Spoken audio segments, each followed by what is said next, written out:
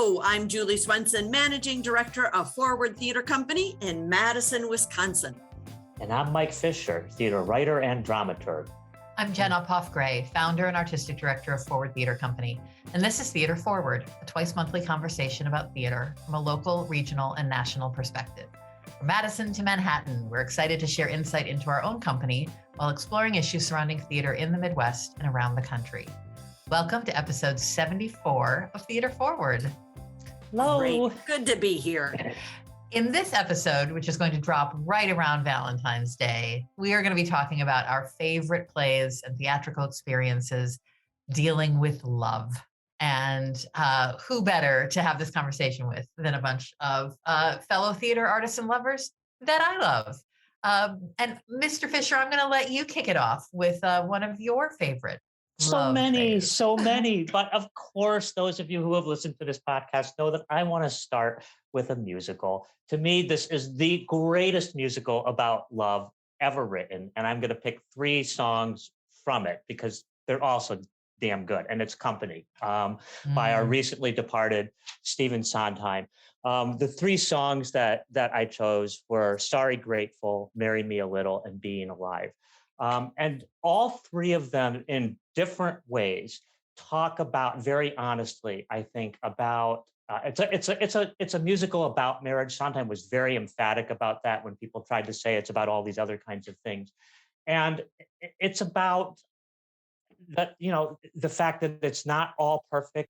It's not all terrible. It's sort of in between. There are days when you are sorry. You're with the person that you have been with for decades. There are days you are so damn grateful that this person is in your life that you can't possibly imagine being anywhere else. And if you're embracing both of those things, just as life itself is not always happy and not always miserable, it allows you, I think, and I think this is what the musical is trying to say, to come to a fuller appreciation of the people in your life. And I mean, I sob and I laugh every time I see this musical. It was revolutionary in 1970. I still think it marks a major turning point in the history of the musical.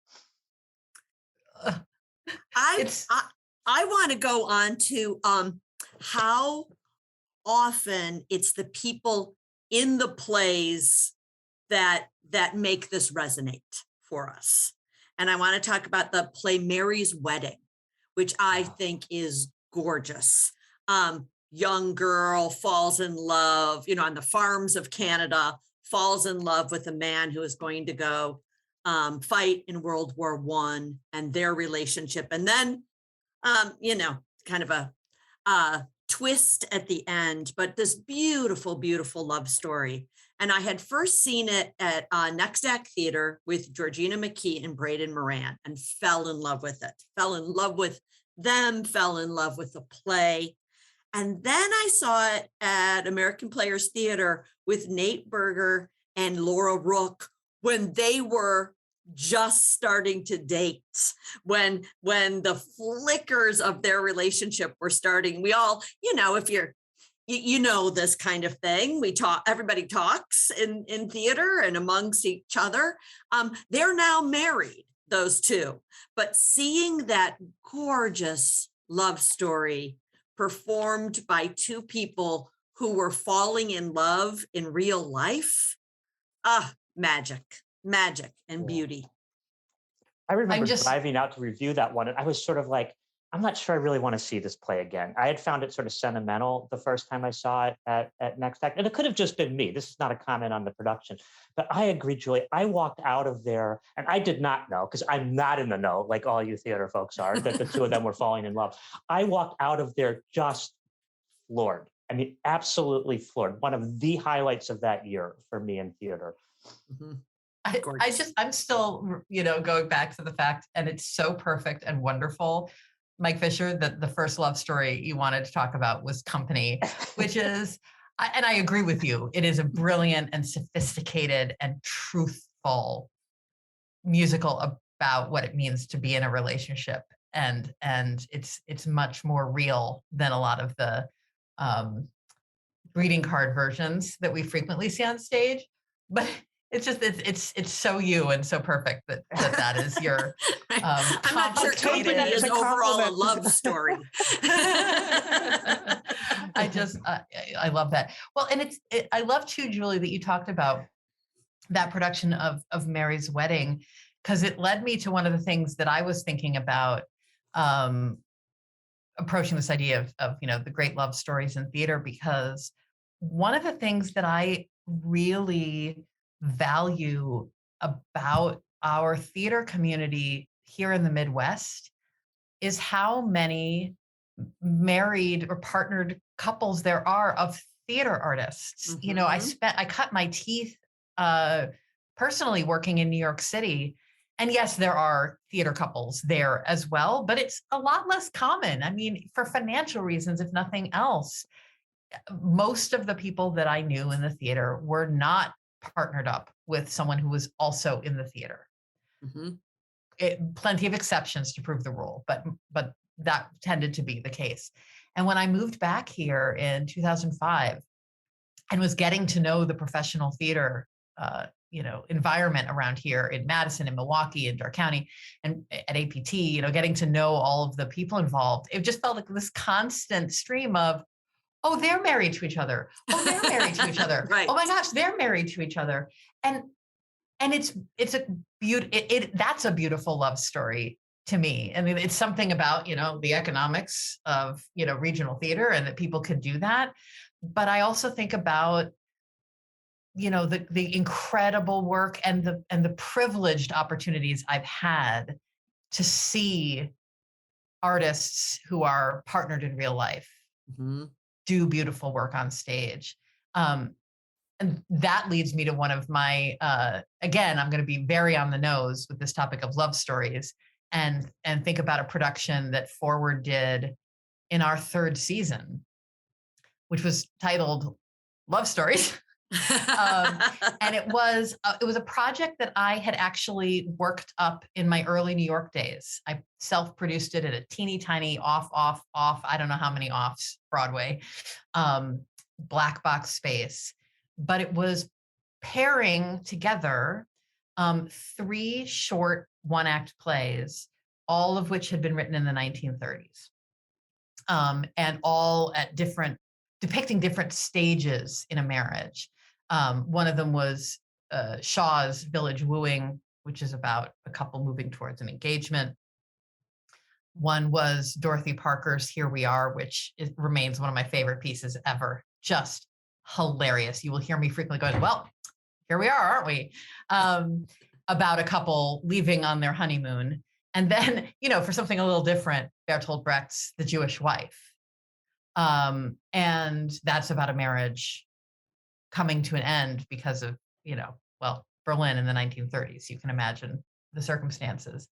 But pairing them, so I had directed them with a pair of actors, who are playing all of these roles very, very early in my career. And we resurrected that here at Forward. And the amazing Paula Swazi, who is now on staff at the Metropolitan Opera as one of their directors, directed the married couple, Colleen Madden and James Ridge, here at Forward to do those 3 plays.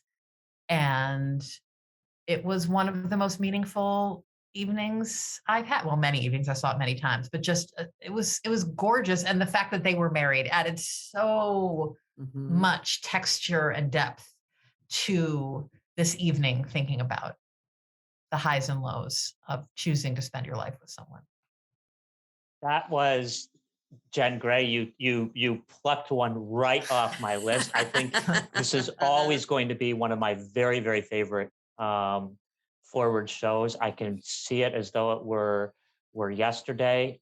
It was I was already sort of falling in love with Forward Theater as a critic. That was the show for me. That marked a real turning point. I'm like, my God, this is just amazing. And for you to think about putting together, it seems so natural now. Oh, these 3 plays go together. But of course, there's nothing that would tie them to each other. And you made that happen in ways that were so incredible. And, I've been such an unabashed fan of Colleen Madden since she showed up here in 2001. I can think of so many great roles that I've seen her in. but her performance in that role as the Jewish wife and what she said, that particular role, and what she said by not being able to say certain things just wrecked me that day. And it's one of the performances she's given that will stay with me forever. It was incredible. And I'm so grateful to you and Forward for bringing it to us. I had 3 Forward plays because I couldn't narrow it down to one. And that was one of them. That was my favorite of the of my let's see 3 if you've favorites. got my favorite one on the list, Mike. Go. Well, one is I and You Mhm. by Lauren Gunderson, which is a different kind of love. It's the sort of love you also get in what you have of Mice and Men with Jimmy DeVita and Brian Monty at APT, which is another one of my favorite love stories that I've ever seen. And this one, here was it's the Lauren Gunderson play that's probably been done the most, and for good reason. And the idea that it brings in of I still don't want to spoil it for people who haven't seen it, but there's 2 characters, one of whom is in love with Walt Whitman and who cites the line, "Every atom belonging to me as good as belongs to you," which is the idea that you both maintain your independence. This is the Stephen Sondheim Company theme again, but yet you are part of and live through another person. And that was beautifully in a production that Jen directed, just beautifully evoked. Well, I think Lauren Gunderson, before you get to your third one, I mean, Yes, I think she does romantic love on stage better than pretty much any contemporary writer that I can think of. I think about the scenes in Silent Sky yes. with Henrietta and Peter. I mean, so few people do it. And I am a romantic at heart. Like, I love a good, whether it's a film or television or theater or a book, I love a good romance. And I just don't think we don't see enough of that in contemporary writing. And so it is one of the things I particularly admire and relish about Lauren's work. And boy, it's just been too long since we've sung the praises of Lauren Gunderson on this podcast. I feel like in our early days, never pretty sing much them enough. every episode. And so I think that both Silent Sky and I and You are high on my list of shows I've worked on that had a romantic, thread in them. They're just gorgeous. Yeah, it's just yes, and yes. Can I want to jump in, Mike, because we were singing the praises of Colleen Madden, and my favorite love story, actually of maybe all time, that also Forward produced, is Heisenberg by Simon Stevens. And it isn't a traditional love story, and it's 2 people that shouldn't fall in love. They shouldn't even be friends. They should not know each other. And there's this speech so it was Colleen Madden and Jim Pickering, both of whom are married to actors, but not together. The beautiful speech that he has about, well, I'm not going to be your boyfriend, but I'll maybe make you coffee in the morning, and then maybe I'll walk you to work, and I'll be here at home when you come home from work. And he gives this litany of beautiful things he's going to do that are what a loved one does, but he didn't want that label. And I just think it's one of the most romantic, beautiful speeches. And it said gruffly, and it said a little bit meanly, and it is absolutely the love behind it. It broke me every time I listened to it. And I listened to that speech a lot when we produced it. And I love that play. I think it just goes to, love. I mean, love manifests itself. You're seeing even in this discussion in so many different ways. I too, notwithstanding what I've said about Company and why I love Company, am just a total softy romantic at heart. And my third Forward pick sort of will manifest that. And it's a song. It's a song by another show directed by Jen Gray. And this is I'm Changing My Major to Joan. That's on my list too. Joan, okay, Joan, go ahead. Well, you Joan, talk about Joan. it. I've been talking plenty. No. Yay. Yeah, that number is one of my all-time favorites and one of the most beautiful examples of love. For those who don't know the brilliant musical Fun Home, it's the moment when medium Allison, college-aged Allison, has her first romantic encounter with Joan, the beautiful Joan, who's going to be her first girlfriend, and the giddiness and silliness and joy and terror of the song she sings then, in a show that is not overall, I would say, a love story.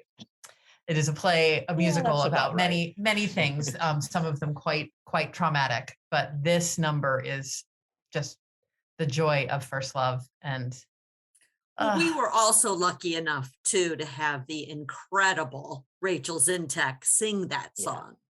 That, I mean, it's hilarious, it's beautiful, and coming from her made it that much better, I thought. Well, I think, and I would guess it's probably great in every production. Of course, we loved ours, but I that is a musical. I think it would be pretty hard to ruin. It's pretty gorgeous. Yep. I want to. Can I just steer us like in a different direction, maybe a little bit away from what Forward normally does? But I'm curious. What's your favorite love story from Shakespeare? I again was not able to pick one. So but you're prepared. I'm like, no, well, because I really had it was hard. I thought about this, and it's the theory of threes again. So I have just three quick moments. One of them is actually not a moment. One of them is a whole show. I love, because directors can do this in different ways and slice it in a different point in the play. I love the parry and thrust between Orlando and Rosalind. Rosalind, I've on record saying many times, is the greatest heroine in Shakespeare. Sorry, Cleopatra, step to the side.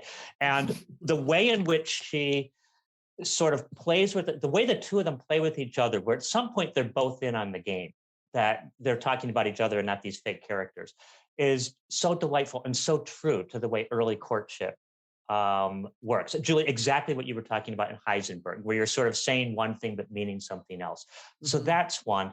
One is, and I know this is from Romeo and Juliet, and yes, it's from the balcony scene, but when Juliet has that moment where she says, "Fain would I dwell on form, fain deny what I have spoke, but farewell compliment." That moment where she says, "I'm going to chuck all this bullshit that is the way I'm supposed to talk about things out the door. And I am going to be true to what is in my heart. And I am just going to go with it, and we'll see where it takes me." And to me, that is a pivot in the play. It's Juliet going from the young girl to the person who will stage direct the rest of that play, with Romeo trying to keep up. And it's just a gorgeous moment of vulnerability. And then the last one's sort of sad, but I really have always been devastated by Margaret saying goodbye to Suffolk when he has been exiled in the second part of Henry VI. And when she will next see him, it will be on the end of a pike with just his head. And the way the two of them talk to each other about how life doesn't even mean anything to me unless I am where you are. And the fact that you will be banished from me means I'm banished from myself. It's heart-wrenching knowing what is to come in the third part of, well, actually later in the second part of that trilogy. So those are three big. We could all go on, right? But those are three for me. So, what about you, Julie? Do you have something that tops your list? I would say of the Shakespeare, I have always gotten a kick out of Beatrice and Benedict in Much Ado. I just, done right, that's the love story I want to have. The bantering, the quick-wittedness, the ultimate recognizing a peer. I love.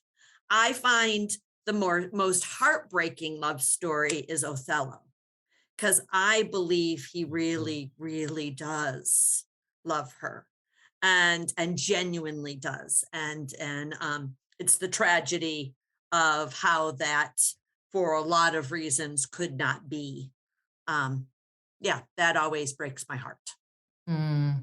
Good choices. I have to say, for me, Beatrice and Benedict are my, well-known favorites, of the more popular plays.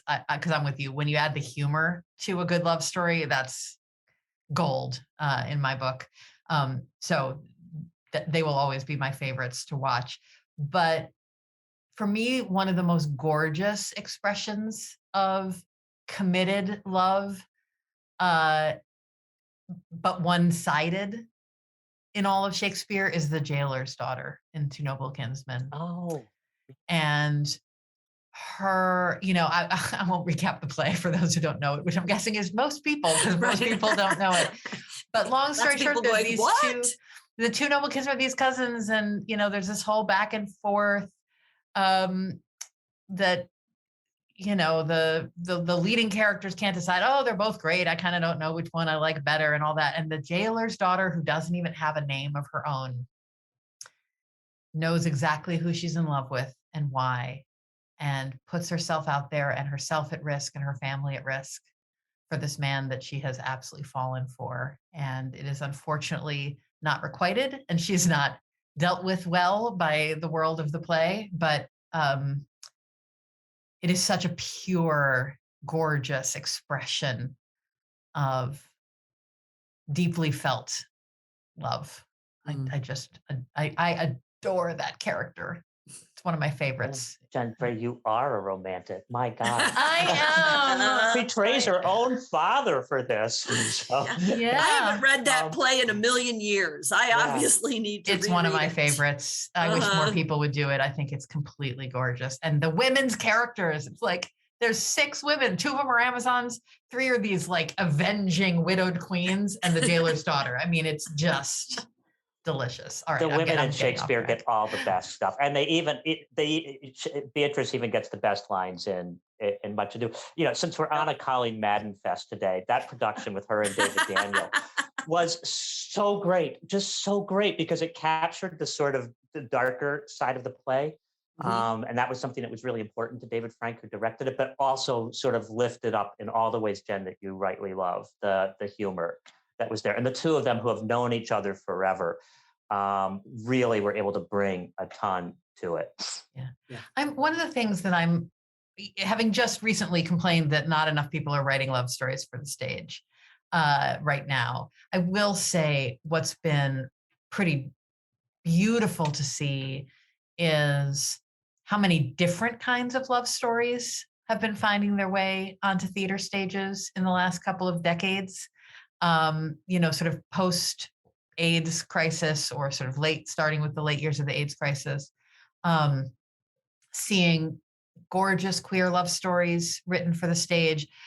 Not that there weren't beautiful queer stories written for the stage before, but they tended to be coded, and you had, whether it was Sondheim or Cole Porter or going back and back, it had to be sort of shadowed. And I feel like there's been, Fun Home is a beautiful example with that song about Joan, but lots of great relationships and beautiful love stories, celebrating all different kinds of love. And that's exciting. And I'm really looking forward to seeing more of that. We've done a few shows here at Forward. I think there's a lovely romance in Sons of the Prophet by Stephen Karam that warmed my heart. Some in Life Sucks by Aaron Posner. I mean, I just think there's a lot of beautiful queer love stories being written now, and that's something to celebrate. Well, I know near and dear to your heart, Jen, is, and this is not a new story, but it's an important milestone along the path that you've been sketching, it is Angels in America. And that the love story between Belize and Pryor, and the way that he cares for Pryor, his former boyfriend, his best friend, who is dying or seems to be dying, is wrenching, but beautiful. There's nothing, we throw around the phrase, and rightly so, we need to be worried about this, of trauma porn, of just, feeding on other people's pain. And you don't get that in the relationship between those two, or the caretaking that's going on. It's beautiful and heartfelt and loving. And instead of making you sort of voyeuristically look on somebody else's pain, at least for me, it inspires me to try and love better, by watching the way in which Belize loves this man, even though he has every reason to be angry at him. Yeah, gorgeous. Well, I'm not wrapping us up right now, but I'm pointing us in the direction of wrapping up by seeing if there's a play or a musical that we haven't covered yet that you just desperately want to talk about before we do. Mike. I've got one, because this is another one where I think the way in which the part has been played has changed for the better over time. And it's The Glass Menagerie is the play I'm thinking of. And this is a different kind of love, but the love that that Amanda Winfield has for both of her children, and particularly for Laura, is really inspiring and beautiful. I mean, she's often portrayed as just this, this cranky old sort of busybody, and that's part of her, but that part of her is there because she's worrying. And the actor that helped me see that best was Angela Anuni. With Grace DeWolf as Laura, Angela was Amanda in Tandem Theater, I don't know, maybe 5 years ago, or something like that. And I remember interviewing Angela before that production went up, and she was terrified of playing this part. She said she loved it because she doesn't like parts that involve women who are not strong. But she really felt that the way in which this character had been presented in the past sort of caricatured her and didn't give the truth of the love story between that mother, with very, very limited options, which did warp the way in which she could express her love and the genuine love she had for her daughter. And I think there are so few stories that honestly recognize, in terms of issues of both class and, in that case, disability and gender, the way in which love doesn't always conform. And Jen, this is what you were saying about queer love stories, doesn't conform to the mainstream narrative we have of how love is supposed to work. It doesn't mean it's not every bit as valid or inspiring or beautiful when done right by actors who spend their time really digging into who their characters are and what makes them go. And I saw that in that particular production, and I've seen it in other Glass Menageries since. Maybe it was always there, and maybe it just took Angela's performance to unlock it for me and help me better appreciate a play that I thought I knew better than I actually did. Gorgeous. I'm going to throw one more out just because it's not maybe the one a forward audience would first think of as a love story, but I think probably one of the relationships we've shown on our stage that meant the most to me was in the first ever play that we had commissioned, which was called Learning to Stay. And it was an adaptation of a novel about a woman whose husband served time in the army in Afghanistan and came home dealing with PTSD. And the grappling with that, and then the decisions that she needed to make for herself about her relationship, and is there ever a point where things have changed enough that it's okay to walk away, and going on the journey with these two characters who did have great love for each other, but were also dealing with tremendous challenges, and seeing them work through that, to me was a real love story. And it felt a privilege to work on that one. Great actors. It was, written by Jimmy DeVita, adapted from the novel by Aaron Solello. And I remain really proud of that production for dealing with some really universal issues about how, when you're in a long-term relationship, people change. And sometimes it's for the better and sometimes it's not. And how you deal with that is a big part of love. So that's a beautiful and uplifting. It is actually. I think we've given people, Valentine's Day happens in a couple weeks, and we've given so many opportunities that they can find things on TV or go to the theater, because that will change your view, as you're saying, Mike, about things like Glass Menagerie. So we have set the table now. It's time for people to come over and eat. Beautiful. And we will say that is all for this episode of Theater Forward, a conversation about theater in Wisconsin, the Midwest, and America. Thank you so much for joining us. I'm Jen Uphoff-Gray. I'm Julie Swenson. And I'm Mike Fisher. Our podcast is produced by Scott Hayden, and you can follow us or share your thoughts. Please do. I mean, share your love stories with us for a future mailbag episode in terms of plays that have inspired you and that will challenge us through what you have to say to us. You can do that on Facebook or Twitter. As always, that's at Theater Forward with an ER for theater. And if you enjoy this podcast, don't forget to subscribe to us on Apple Podcasts or wherever you might tune in. And as Mike says, we'd love to hear from you. Leave a comment. We're so grateful to have you listening, and we will be back soon for another Theater Forward conversation.